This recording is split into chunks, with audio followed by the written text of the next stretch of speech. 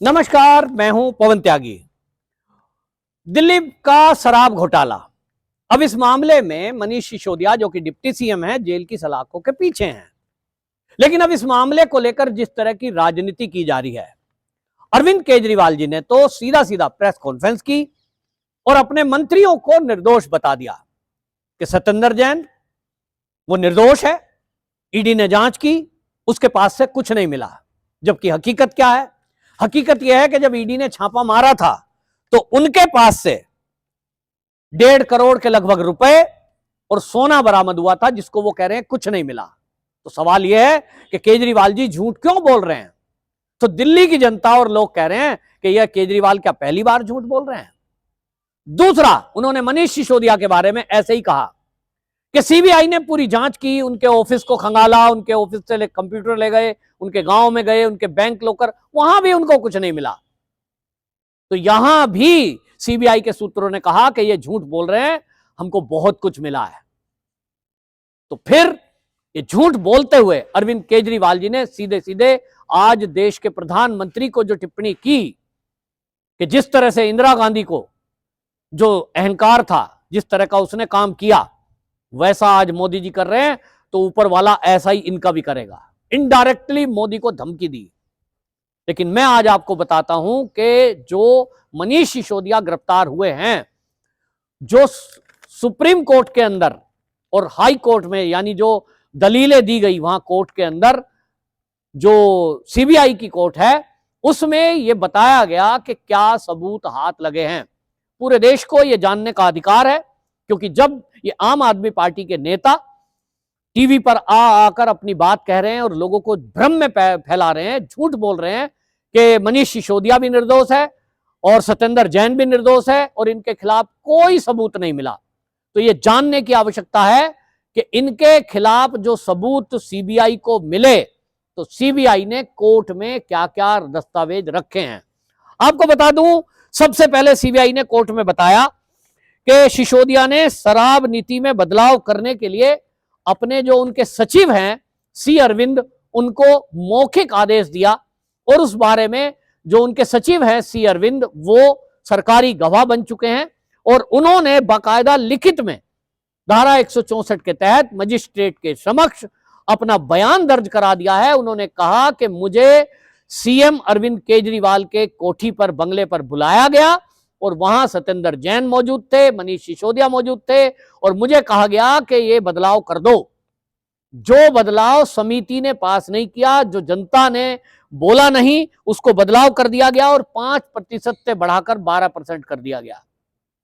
दूसरा, सीबीआई ने दलीलों में जो कोर्ट में कहा, उन्होंने कहा कि जो सिसोदिया ने जीओएम बनाई थी, वो जो कमेटी बनाई थी शराब नीति बनाने के लिए, उसको लीड कौन कर रहे थे? तो मनीष सिसोदिया जो डिप्टी सीएम है। उन्होंने कहा कि पूरा केस मुनाफा कमाने के लिए था और यह साफ साफ समझ में आ रहा था कि 5% से बढ़ाकर अगर कमीशन 12% किया गया है और एक मुश्त उसको सरकार ले रही है, तो इसके पीछे की मंशा क्या है। इसी तरह आपको बता दें, 12% जो ये है शराब के विक्रेताओं को लाभ जब मिलेगा, पहले 5 मिल रहा था, 12% मिल रहा है, तो उनके ऊपर कृपा क्यों की गई? इसके बारे में सीबीआई ने कहा कि जब हमने जांच की तो पाया कि जो शराब कारोबारी हैं, उन्होंने इस लाभ का एडवांस पैसा, यानी लाभ तो वो पूरे 5 साल में कमाएंगे, लेकिन इस एवज में एडवांस पैसा, वो करोड़ों रुपए सरकार में बैठे हुए लोगों ने अपने लोगों के जरिए लिया। इस सीबीआई ने कोर्ट को बताया है। दूसरा, उन्होंने बताया कि मनीष सिसोदिया ने जनवरी 2020 से जो फोन इस्तेमाल कर रहे थे, ऐसे 4 फोन हमने जब मांगे तो इन्होंने कह दिया वो फोन मैंने तो फेंक दिए। कहां फेंके हैं यह भी नहीं बताया, जला दिए हैं यह भी नहीं बताया। और वो फोन आईफोन थे जिसकी कीमत 1 लाख से 1.5 लाख थी। अब आप भी कितने लोग हैं जिनके पास आईफोन होता होगा या कोई 20-30 हजार का भी फोन होता होगा। यदि आपने फोन खरीदा है, मान लो 1 साल बाद उसकी बैटरी कमजोर हो गई, वो फोन आउटडेटेड हो गया, आपको नया फोन खरीदना है, तो क्या आप 1 लाख रुपए का लिया हुआ फोन अगले ही साल उसको फेंक दोगे सड़क पे, कहीं नाली में? ऐसा कोई करता है क्या? लेकिन मनीष सिसोदिया जी ने सीबीआई को यही बताया कि मैंने तो वो फोन फेंक दिए। कहां फेंक दिए ये नहीं बताएंगे, मुझे याद नहीं है। इस पर आम आदमी पार्टी के नेता सौरभ भारद्वाज, जो कि अब मंत्री बन गए हैं, वो तो टीवी पर बोल रहे हैं फोन बदलने में क्या है, सब बदलते हैं। पत्रकार से कह रहे भाई तुम भी बदलते हो? हाँ बदलते हैं, लेकिन हम बदलते हैं तो हम तो पुराना फोन बच्चों को दे देंगे, पत्नी को दे देंगे, दोस्त को दे देंगे, और कोशिश करेंगे कि इसका ज्यादा से ज्यादा पैसा हमें मिल जाए। मेरा अगर 1 लाख कीमत का आईफोन है और 1 साल बाद अगर मैं इसको बदल रहा हूं तो इसका 20-30 हजार तो मिलेगा। तो मैं 20-30 हजार को सड़क पे फेंक दूंगा क्या कि चलो भाई अब तो ये पुराना हो गया फेंक दो? और मनीष सिसोदिया जी के ऊपर जो सीबीआई ने आरोप लगाए वो बताया कि इन लोगों ने, यानी मनीष सिसोदिया, इनके निकट के जो शराब कारोबारी और इनके सचिव 170 फोन तोड़कर फेंक दिए, और कुछ फोन तो दूसरी बार इस्तेमाल नहीं हुए। जो आम आदमी पार्टी के लोग ये कह रहे हैं कि फोन बदलना कौन सा गुनाह है, तो उनसे अगला सवाल यह है, चलिए आपने फोन पुराना होने के कारण बदला, लेकिन सिम क्यों बदली?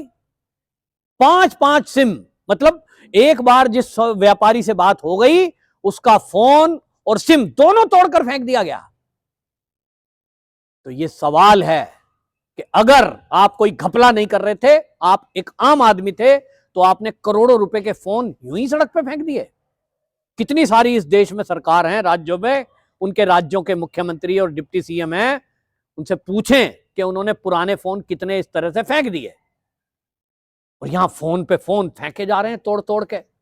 सूत्र तो ये कह रहे हैं कि पता लगा है, क्योंकि एक सरकारी गवाह बन चुके हैं, और सरकारी गवाह ने ये बता दिया है कि भाई ये तो हमें जलाने के लिए आदेश दिया था कि इन फोनों को इस्तेमाल करो, और जिस फोन से हमने व्हाट्सएप चैट की है इन फोनों को और सिम को जला दो। तो सबने जला दिया, लेकिन 3 लोगों ने अपने फोन नहीं जलाए, क्योंकि वो समझ रहे थे कि कहीं ना कहीं घपला होगा तो कल को उन्हें पुलिस सीबीआई पकड़ेगी।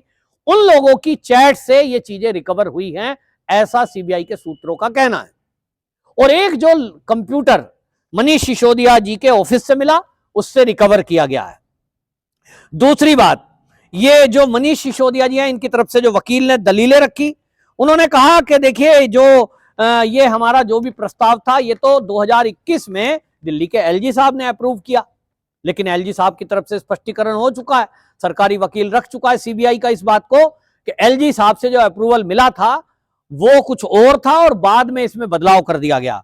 इसी तरह ये जो है वो कह रहे हैं कि सिसोदिया जी वित्त मंत्री हैं, कभी कहते हैं शिक्षा मंत्री हैं, शिक्षा मंत्री हैं जी, बच्चे पढ़ने को रह जाएंगे। अब इनकी पोल ये खुलती है कि जिस तरह की बात ये कर रहे हैं, इसमें आप जो है एक तरफ अपने को कहते हैं कि साहब हम तो आम आदमी हैं, हम तो जो है राजनीति को बदलने के लिए आए हैं, और दूसरी तरफ आप महंगे महंगे फोन सड़क पर फेंक देते हैं या जला देते हैं। क्यों जला देते हैं? तीसरी बात, अब जब यह सिद्ध हुआ है और सीबीआई की पकड़ में है, इसके पहले जब तक सीबीआई ने मनीष सिसोदिया को नहीं पकड़ा था, तब तक ये अरविंद केजरीवाल जी प्रेस कॉन्फ्रेंस करके बड़े बड़े प्रोग्रामों में, गुजरात के चुनाव में ये कहते थे कि जो सीबीआई है और जो ईडी है ये तो फर्जी आरोप लगा रही है, और अगर आरोप में दम है तो इनको गिरफ्तार करो। तो गिरफ्तार क्यों नहीं कर रहे? क्योंकि ये गिरफ्तार करेंगे नहीं, केवल आरोप लगाएंगे। हमारी पार्टी चुनाव में है, असल में ये मनीष सिसोदिया को इसलिए पकड़ना चाहते हैं कि गुजरात में इन्हें आम आदमी पार्टी से भय लग गया है, और इसलिए चाहते हैं क्योंकि मनीष सिसोदिया वर्ल्ड का नंबर 1 शिक्षा मंत्री है, और अगर वो गुजरात के चुनाव में प्रचार में आया तो भारतीय जनता पार्टी का तो सफाया हो जाएगा गुजरात से, और हमारी यहां सरकार बनने जा रही है गुजरात में। तो मनीष सिसोदिया से डर गए हैं। आपको याद होगा, पुरानी क्लिप उठा लीजिए, मिल जाएगा। तो भारतीय जनता पार्टी ने भी तय किया कि चलो भाई इनका ये अहंकार भी देख ही लेते हैं। तो सीबीआई को कह दिया गया होगा अमित शाह जी की तरफ से, भाई कम से कम गुजरात के चुनाव का इनका भ्रम दूर होने दीजिए, और मनीष सिसोदिया को चुनाव के बाद पकड़ना है, पहले नहीं पकड़ना। पूछताछ के लिए बुलाया और वो प्रक्रिया चल रही थी, पूछताछ के बाद छोड़ दिया। गुजरात में क्या हुआ सब जान रहे हैं। सुपड़ा साफ हो गया इस आम आदमी पार्टी का। लेकिन झूठ पे झूठ और झूठ पे झूठ ये फैलाना, बच्चों की कसम खाना, ये अरविंद केजरीवाल जी के लिए कोई नई बात नहीं है। अब नया पैंतरा अपनाया जा रहा है कि स्कूल के बच्चों को जिसमें कहा जा रहा है कि वो पूर्व बच्चे हैं, वर्दी पहनाकर स्कूल के बच्चों को, दिल्ली के बच्चों को मीडिया के सामने लाया जा रहा है। वो प्रदर्शन कर रहे हैं कि साहब हमारे बहुत काबिल एक शिक्षा मंत्री हैं जिनको आपने जेल में डाल दिया।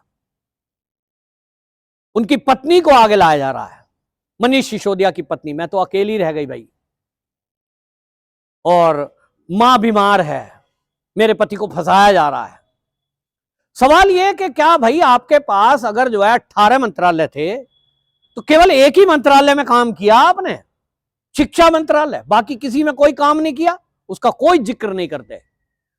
इसका दूसरा मतलब यह है कि ये सत्येंद्र जैन और मनीष सिसोदिया को जिस तरह से मंत्रालय बांट रखे थे, तो क्या कोई विधायक इनका, जो बाकी के कहते भाई मैक्सिमम यहां 7 मंत्री बन सकते हैं, तो 7 को 3-3 मंत्रालय बांट देते।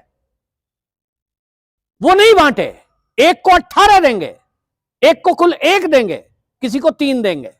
तो क्या मनीष सिसोदिया ही एकमात्र आपके पास इतना काबिल व्यक्ति है जिसको आप 18 मंत्रालय देंगे, और एक विधायक ऐसा है जो बहुत दिन से आपके साथ था, उसको 1 मंत्रालय दिया, 1 या 2?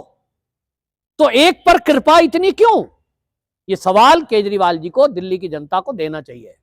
दिल्ली की जनता मूर्ख नहीं है, वो समझती है कि महत्वपूर्ण मलाईदार मंत्रालय अपने पास रखो ताकि वहां से अधिक पैसे कमाए जा सकें, और अपने खास को केवल रखो। लेकिन इसका अब उल्टा देखिए, उल्टा यह है कि जो खास कहलाए जा रहे थे मनीष सिसोदिया और सत्येंद्र जैन, यहां आप बात समझने की है कि अरविंद केजरीवाल जी ने एक मंत्रालय अपने पास नहीं रखा। रखते तो शायद आज इनकी भी जांच होती और अभी ये जेल में होते। अरविंद केजरीवाल जी पढ़े लिखे ज्यादा ही हैं, तो उनको ये समझ है, और इसलिए उन्होंने एक भी मंत्रालय नहीं लिया और ना एक भी किसी फाइल पे साइन किया। तो आप याद रखिए, ये जेल अभी नहीं जा रहे हैं, लेकिन जिन जिन ने घपले घोटाले किए या उन पर आरोप है, एक एक के बाद वो जेल जाना शुरू हो गए हैं। कहा यह जा रहा है कि अगला नंबर केजरीवाल जी का है, क्योंकि अगर इनमें से 2 नेताओं में से किसी ने भी इस बात को बता दिया कि वो उन्होंने अरविंद केजरीवाल को पैसे कहां पहुंचाए हैं, उम्मीद बहुत कम है, क्योंकि जो इतने होशियारी रखता हो कि मंत्रालय नहीं लिया, किसी फाइल पे साइन नहीं किया, तो वो कोई सबूत छोड़ेगा अपने लोगों के लिए। जिस आदमी ने यहां अपने इर्द गिर्द जो फाउंडर मेंबर थे जितने भी, वो सब अलग थलग कर दिए, चाहे वो योगेंद्र यादव हो, प्रशांत भूषण हो, कुमार विश्वास हो, ये सब अलग थलग कर दिए। तो वो ऐसा इन आदमियों को क्या वो समझेगा? उम्मीद कम है। लेकिन फिर भी भारतीय जनता पार्टी के नेता कहते हैं कि अगला नंबर केजरीवाल का है। अब देखना होगा इस मामले में क्या होता है, लेकिन फिलहाल दिल्ली की जनता को समझना होगा कि एजेंसियां अपना काम कर रही हैं, वो किसी राजनीतिक फेर में ना पड़े।